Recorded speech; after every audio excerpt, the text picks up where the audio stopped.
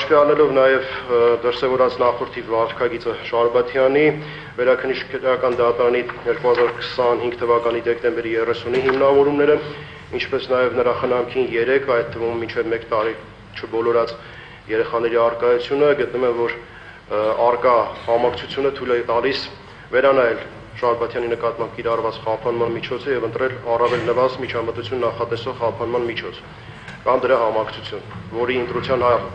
հայեցողությունը թողնում եմ դատարանին, դիրքորոշում այդ կապակցությամբ չեմ հայտնում,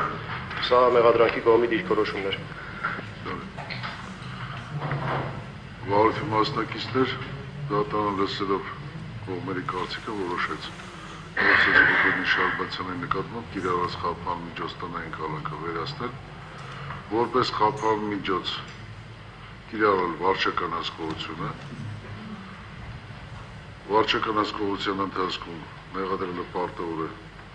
իր բնակության վայրը պրոբացիայի ծառայությունում շաբաթը 2 անգամ ներկանալ եւ գրանցվել, առանց վարորդի իրականացնող մարմնի թույլտվության չլքել բնակության վայրը, չայցելել մարդաշատ վայրեր, զվարճանքի վայրեր, ժամը 23:00-ից սկսած մինչև առավոտյան ժամը 8-ը չփոխել իր բնակության հասցեն,